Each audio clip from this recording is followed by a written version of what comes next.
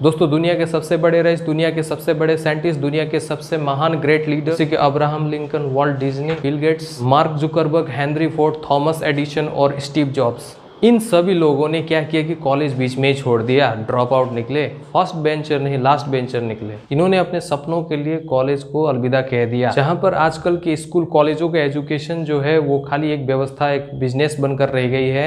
इनका काम है खाली हमारे माइंड में अनेक तरह के इन्फॉर्मेशन, बहुत प्रकार के इन्फॉर्मेशन को फीड करना ही इनका उद्देश्य रह गया है। लेकिन एजुकेशन का उद्देश्य के बारे में स्वामी विवेकानंद जी ने एक बहुत अच्छी बात कही है, education is the manifestation of perfection already in man.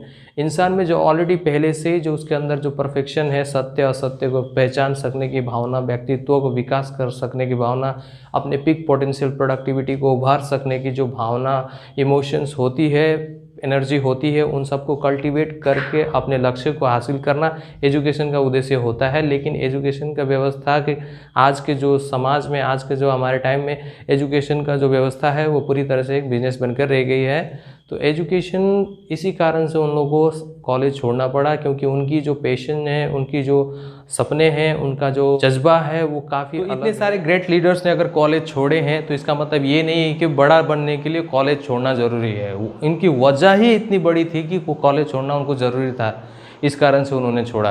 तो आपकी वजह कितनी बड़ी है, आपकी कॉलेज छोड़ने की वजह कितनी बड़ी है, इस पर डिपेंड करता है आपके सपने कितने बड़े हैं। अपने सपनों के लिए कॉलेज छोड़ना वो अलग बात है। तो इस बात को हम लोग दो भागों में बांटते हैं, एक है अवस्था जो है एजुकेशन सिस्टम का, और दूसरा है जो अवस्था अच्छा नहीं है, अच्छा कैसे करें, इसका जो समाधान जो है इसको डिस्कस करते हैं। आज के हमारे देश की शिक्षा व्यवस्था की जो समस्या है वो बहुत ही क्रिटिकल होती जा रही है, बहुत ही दुखमय होती जा रही है। इससे हमको उभरना है, इससे हमको आगे बढ़ना है। एजुकेशन सिस्टम जो है उसमें कुछ बदलाव आना जरूरी है, नहीं तो इससे समस्या ऐसे ही बनी रहेगी। स्कूल कॉलेजों में हम लोग को रट्टा मारना सिखाया जा रहा है, रट्टा मारकर एग्जाम में कैसे नंबर लाना है और कितना परसेंटेज के पीछे सभी भाग रहे हैं। इतना मार्क्स लाना है, 70%, 90%, 80%, 99%, ये परसेंटेज के पीछे भागे हुए हैं। तो रट्टा मारने में लगे हुए हैं सभी स्कूल कॉलेज की शिक्षा व्यवस्था, और स्टूडेंट के माइंड में पूरा भर रहे हैं। मतलब वेल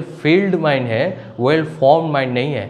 वेल फील्ड माइंड आपको कुछ नहीं देगा, लेकिन वेल फॉर्म माइंड आपको बहुत कुछ दे सकता है। क्रिएटिविटी, इनोवेशन, आइडियाज़ की जहाँ पर बात ही नहीं की जा रही है आज हमारे एजुकेशन के क्षेत्रों में, वो चीज़ ज़रूरी है। एजुकेशन के सुधार के लिए एक क्रिएटिविटी, इनोवेशन और इनको जो आइडिया है उसको हम लोग को बढ़ोतरी देनी पड़ेगी, इसको प्रोत्साहित करना पड़ेगा। और इसको प्रोत्साहित करने के लिए हम लोग माइंड को वेल फॉर्म बनाना है, ना कि वेल फील्ड माइंड भरने में नहीं लगना है दिमाग को। आज हमारी जो स्कूल की व्यवस्था है वहाँ पर हम लोग रट्टा मारने में लगे हुए हैं। पढ़ने के लिए हम लोग कुछ प्रैक्टिकल क्लासेस होती है, लेकिन वो क्लासेस भी ना के बराबर ही है, उसका कुछ फ़ायदा ही नहीं है। ऐसे कुछ प्रैक्टिकल क्लासेस होती है, तो ये सारी चीज़ें जो है ये हमारे लिए बहुत हानिकारक है। हमारे एजुकेशन सिस्टम के लिए ये बहुत लाभदायक नहीं है बिल्कुल भी। तो इसमें किस प्रकार से सुधार किया जाए? सबसे पहले समस्या ये है कि आज जो कॉरपोरेट कैंपस है और कॉलेज कैंपस है, कॉरपोरेट में जो चाहिए, जहाँ पर आप काम करने वाले हैं भविष्य में, पढ़ा लिखा ख़त्म करने के बाद नौकरी करने के लिए जो स्किल्स चाहिए, वो स्किल को कुछ नहीं सिखाया जा रहा है स्कूल कॉलेजों में। कॉर्पोरेट या ऑफिस को चाहिए एक आदमी 5 का काम करे। स्कूल कॉलेज से जो बच्चे पास आउट होकर निकलते हैं वो 5 का तो क्या, 1 का काम भी ढंग से नहीं कर पाते हैं। ये हमारी शिक्षा व्यवस्था की अवस्था है। कॉर्पोरेट कैंपस में जो चीज़ रिक्वायर्ड है, जो स्किल्स रिक्वायर्ड है, वो होता नहीं है स्टूडेंट में, क्योंकि स्टूडेंट को यहाँ पर सिखाया नहीं गया, इसीलिए ये समस्या बनी हुई है। शिक्षकों को ज़रूरत है कि वो सिर्फ रट्टा मारना न सिखाकर सिर्फ समझाना ही काफ़ी नहीं है, बच्चों को इन्वॉल्व करना है अपने स्टडीज़ में। बच्चों को स्टूडेंट्स को इन्वॉल्व करने की ज़रूरत है। इन्वॉल्व जब करेंगे तभी आती है। वो क्या कहते हैं, if you tell me I may forget, if you show me I may remember, if you involve me I will understand and apply. तो वर्ल्ड जो है वो पूरी तरह से, दुनिया जो है पूरी तरह से प्रैक्टिकल है। आप सिर्फ थ्योरेटिकल की बात है, थ्योरेटिकल चीज़ें करके ही हम लोग उसको, बच्चों को एजुकेशन के लिए अच्छा नहीं कर सकते। एजुकेशन में उनको बढ़ोतरी, उनकी जो मानसिक बुद्धि जो है उनको डेवलप करने के लिए उनको एजुकेशन में इन्वॉल्व करने की ज़रूरत है। इससे प्रैक्टिकल क्लासेसों की संख्या भी बढ़ाती रहनी चाहिए। अगर आप दुनिया की टॉप यूनिवर्सिटी की बात करें, जैसे Harvard university, Wharton university, Stanford university, इसमें क्या करा जाता है कि क्लासरूम लेक्चर्स पे कोई ज़्यादा फोकस नहीं है, प्रॉब्लम सॉल्विंग स्किल्स पे ज़्यादा फोकस है, यहाँ पर प्रोजेक्ट्स पे ज़्यादा फोकस है, यहाँ पे क्रिएटिविटी पे ज़्यादा फोकस है, यहाँ पे केस स्टडीज़ पे ज़्यादा फोकस है। दुनिया में जो भी आदमी बड़ा सक्सेस हासिल किया है तो उसका केस स्टडी ये लोग को कराया जाता है हार्वर्ड, वॉर्टन और स्टैनफोर्ड यूनिवर्सिटीज़ में। दोस्तों आप और हम सभी जानते हैं कि हर इंसान खास होता है, हर इंसान यूनिक होता है, उसका सिग्नेचर, उसका थंब, बॉडी फेस, उसका काम करने का ढंग, ये सारी चीज़ें सब में अलग अलग होती है। हर इंसान यूनिक है, हर इंसान जीनियस है। लेकिन अगर आप एक मछली की एबिलिटी को पेड़ पर चढ़ने से तुलना करेंगे, पेड़ पर चढ़ना ही सब कुछ है उस मछली के लिए कह देंगे तो मछली ज़िंदगी भर चढ़ नहीं पाएगा और आप उसे डफर मानेंगे, आप उससे बेकार मानेंगे, आप उसे कुछ नहीं जानते मानेंगे। बस यही हाल है हमारे एजुकेशन सिस्टम का। हर बच्चे को सिर्फ एक ही रेस की दौड़ में लगाया जा रहा है कि 98% मार्क्स लाना है, मार्क्स ही सब कुछ है। लेकिन वीडियो स्टार्टिंग के टाइम में मैं जिन लोगों का नाम लिया हूँ वो कॉलेज से ड्रॉप आउट हो चुके हैं, कई सारे फेल हो चुके हैं। तो अब बात करते हैं कि हमारे एजुकेशन सिस्टम में इतनी सारी कमियाँ खामियाँ क्यों हैं और इसको कैसे दूर किया जाए। तो बात करते हैं। दोस्तों हम लोग जानते हैं कि इंडिया में अंग्रेज़ों का राज था एक टाइम पे, तो वो जब राज करने के लिए आए तो राज करना उनका डायरेक्ट उद्देश्य नहीं था, उनका उद्देश्य था व्यापार करना। व्यापार के जरिए वो लोग आए थे। तो व्यापार के लिए जो कंपनी सबसे ज़्यादा फेमस थी उस टाइम पे वो था east India company. East India company ने जैसे जैसे व्यापार करना शुरू किया तो ईस्ट इंडिया कंपनी में काम करने के लिए 3 प्रकार के लोग चाहिए थे। एक है फैक्ट्री वर्कर्स, दूसरा है मिलिट्री फोर्सेस उनके कंपनी के प्रोटेक्शन के लिए, तीसरा था क्लर्क्स। तो मेजर जो समस्या थी ईस्ट इंडिया कंपनी की वो था कम्युनिकेशन विद इंडियंस और फैक्ट्री में जो वर्कर्स वगैरह, क्लर्क्स वगैरह, मिलिट्री फोर्सेस वगैरह जो चाहिए थी। इसीलिए उन्होंने इंडियंस के साथ कम्युनिकेशन का मीडियम इंग्लिश रखा।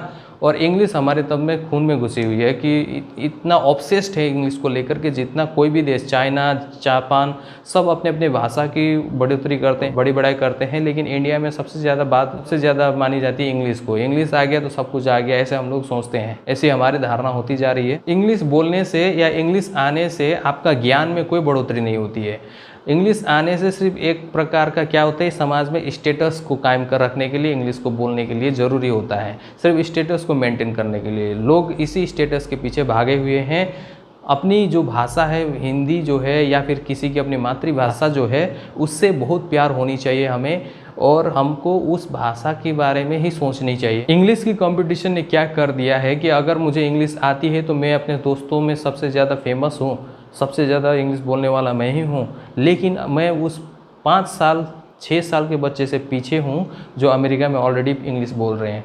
तो हम लोग पीछे होते जा रहे हैं एक्चुअली। इंग्लिश को ज़्यादा महत्व देकर अपने हिंदी, अपना जो भाषा है मातृभाषा, उनको महत्व दीजिए, उनको आगे बढ़ाने का प्रयास करेंगे तो सबसे ज़्यादा बेनिफिट हम लोग को खुद को ही होगा। वही इंग्लिश के पीछे लगे हुए हैं जिस कारण से हम लोग क्या करते हैं, रट्टा मारते हैं स्कूल कॉलेजों में। वही सिस्टम आज तक ईस्ट इंडिया कंपनी ने जो सिस्टम लागू किया था वही सिस्टम हम आज भी फॉलो कर रहे हैं, थोड़ा थोड़ा चेंजेस लाकर आज भी हम वही चीज़ सिस्टम फॉलो कर रहे हैं। और वो हमें सिर्फ क्लर्क्स बनाती है, मीडियम लेवल का कुछ भी बनाती है, क्योंकि ईस्ट इंडिया कंपनी को उस समय ऐसे लोगों की ज़रूरत थी जो चुपचाप उनकी बात सुने, वो उठ कहे तो उठे, बैठ कहे तो बैठे। ऐसा आदमी चाहिए थे, ऐसे लोग चाहिए थे, इसलिए उन्होंने मीडियम ऑफ एजुकेशन को ऐसे ही रखा। तो दुख की बात यह है कि वो सिस्टम आज भी हम फॉलो कर रहे हैं, जो कहीं ना कहीं हमारी बहुत बड़ी गलती है। तो इसमें सुधार होना बहुत ज़रूरी है। तो टीचर वो है जो हर स्टूडेंट के फील्ड ऑफ एक्सीलेंस को समझे कि हर स्टूडेंट एक ही फील्ड में, एक ही क्षेत्र में हर कोई आगे नहीं बढ़ सकता। उसी में से छटकर कोई ना कोई स्टूडेंट्स अलग अलग, कोई फुटबॉलर बनता है, कोई क्रिकेटर बनता है, कोई डांसर बनता है, कोई। तो हमारे एजुकेशन सिस्टम का जो फोकस है वो इन्हेंस करना है स्टूडेंट्स के कैपेबिलिटी को, स्टूडेंट्स के ideas, innovations and technical problem solving thinking capability को, इसको इन्हेंस करने का ही उनका सोच होना चाहिए, उनका फोकस होना चाहिए मेनली। तो टीचर जो है वो द्रोणाचार्य जैसा होना चाहिए, ज़रूरी है। जो महाभारत में द्रोणाचार्य है वो पांडवों के गुरु थे, उन्होंने पांडवों को अलग अलग शिक्षा दी थी।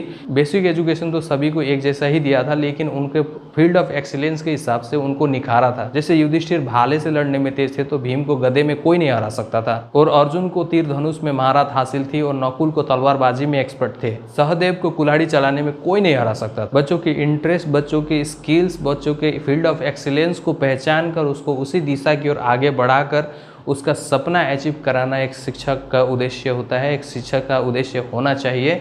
स्कूल कॉलेज की शिक्षा व्यवस्था को सुधारने के लिए और बढ़ोतरी के लिए हम लोग को स्टूडेंट्स को critical thinking, problem solving skills, techniques इत्यादि पर ध्यान देना चाहिए।